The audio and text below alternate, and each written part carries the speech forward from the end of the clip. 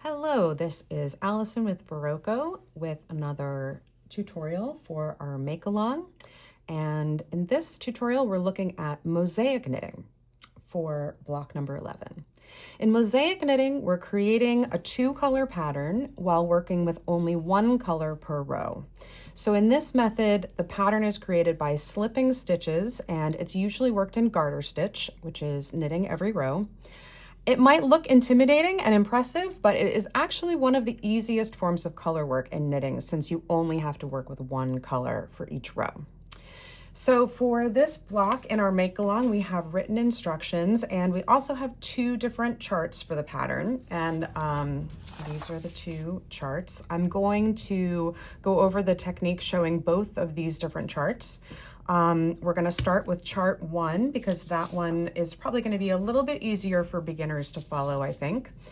And in this chart, just like in the other charts that we've shown in this make-along, each row of knitting is a row on the chart. Row 1 is knit with color 3.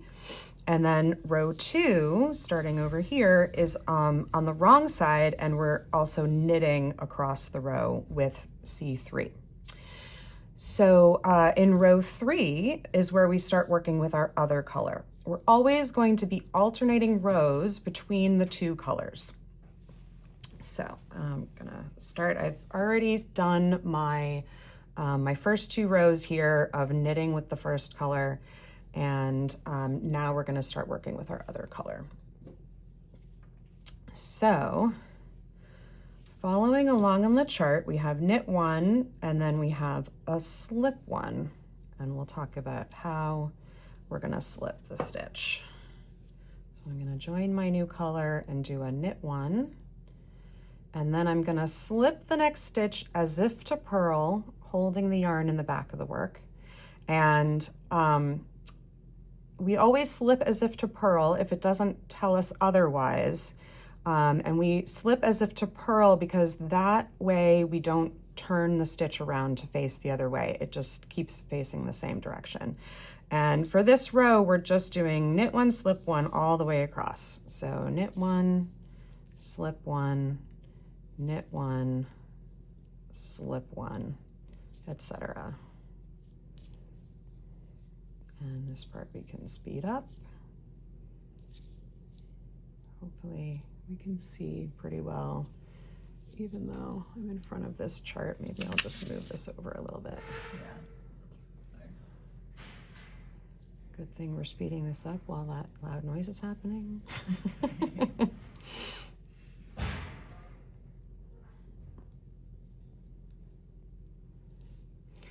And we end with knit 1. Now we're going to go to the wrong side, row 4, and for this row, it's really pretty much the same. We're going to knit 1, and now that we're on the wrong side, the way that we're going to slip the stitch, we're still going to slip it purlwise, but we're going to hold the yarn in the front of the work. So move the yarn to the front, slip the stitch, move the yarn to the back, knit the next stitch. I'll show this holding the yarn in my right hand also, just because it looks a little different. You have to be a little more intentional about moving that yarn to the front to slip the stitch, move the yarn to the back to knit the stitch.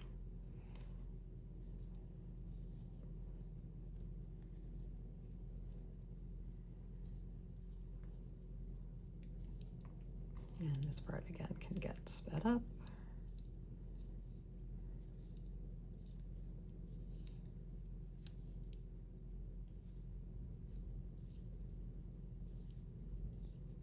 So much faster for me to do this with the yarn in my left hand. Mm-hmm.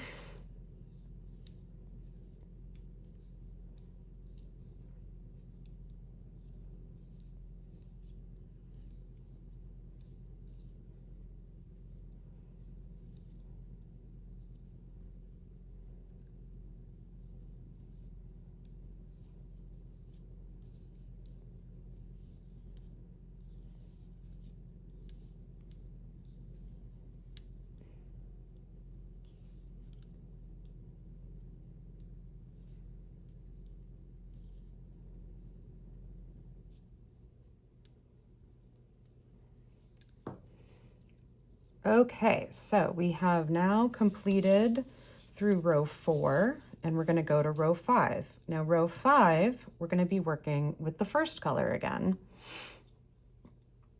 So I'm going to pick up that other color. I'm just going to let this second color that I did my last 2 rows in just hang out there. And for this row, we have 1, 2, 3, 4, 5, 6 knits to start in the darker color. 1, 2, 3, 4, 5, 6. And now we have our slip one. And you'll notice that the stitch we're slipping is in the previous color that we did the last 2 rows in. So I'm slipping that one. Since I'm on the right side, I can just keep my yarn in the back of the work.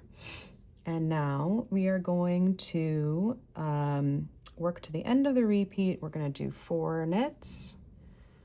1, 2, 3, 4. And now I'm going to the beginning of the repeat. I have 5 more knits. 1, 2, 3, 4, 5. And now I have another slip one. And then I'm just going to knit to the end.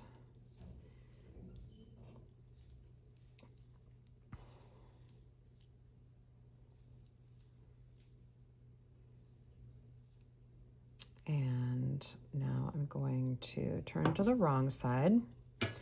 Now you may notice on the wrong side, we're always knitting the stitches that were worked on the right side with the color that we're currently working with and slipping the stitch in the other color. So we don't actually really need to read the chart for the wrong side rows. We can actually just read our knitting, but it can be nice to confirm with the chart to make sure that you did the previous row correctly. But in this case, I'm just going to look at my knitting and I'm going to see, okay, these stitches are all worked with the color that I am currently working with. So I'm just going to knit across those.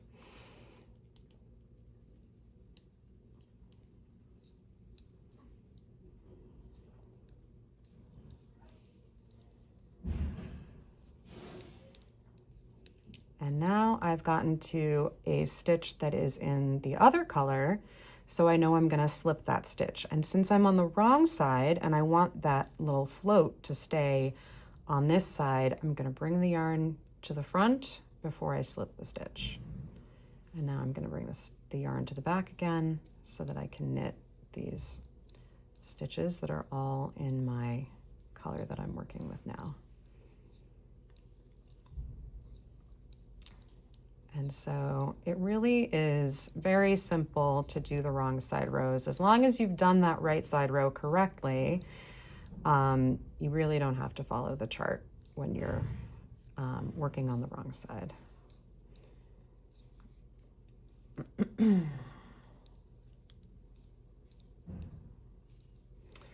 And acknowledging that fact that you don't really need to look at the chart for the wrong side rows. The other way that we did the chart, we'll move to this other chart. This chart, unlike our first chart, it looks a little visually more simple, and that's because only the right side rows are shown. And it's not actually giving us the symbol for the slip stitch, and on the wrong side rows, it's not giving us that symbol where you're knitting on the wrong side row. It's just giving us the color pattern. So it looks actually more similar to the actual piece, the pattern itself. Than this, which is a little more visually complicated, but it is giving you all the information. If you're looking at the key, it has everything you need to know there. With block 2 chart, with chart 2 for block 11, you have to know a little bit more, or you have to read these chart notes really carefully about how to work this one. But it is otherwise, it's doing exactly the same thing as chart 1. So if we're looking at this chart, and we are about to start row 7 here. Now on this chart, you have to know that the first stitch that's here is telling you which color you're working with for the row, and that you're always, if the stitches that you're working with the color that you're working with are knit stitches, and the stitches that appear in the other color, you're slipping. So let's tackle row 7, which is with our second color.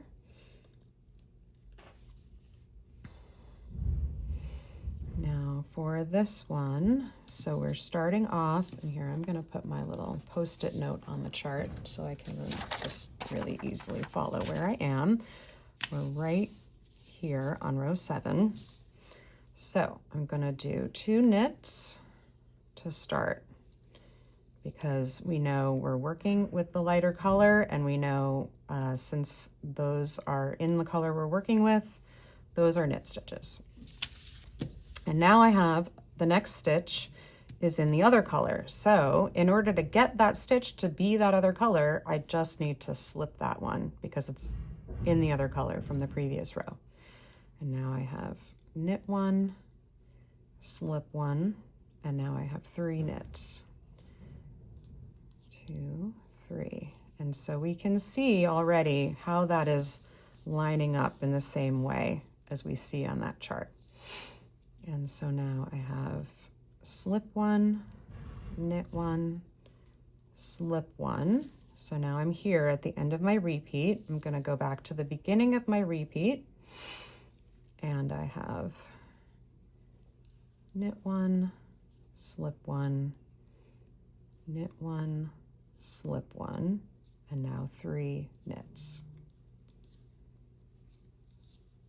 And then the end of the repeat is slip 1, knit 1, slip 1.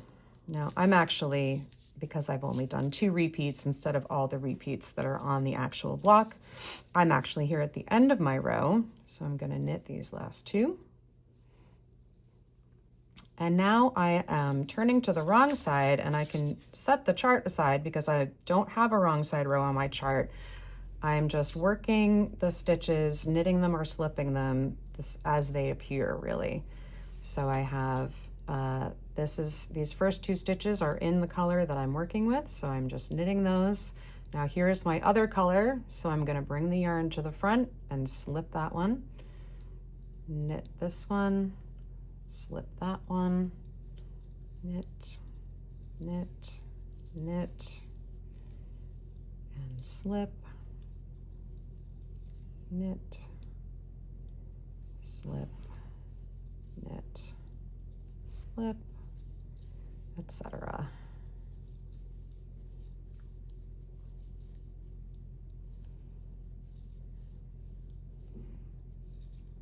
And that is it. So now we've completed that row, and we are off to the races. That's good.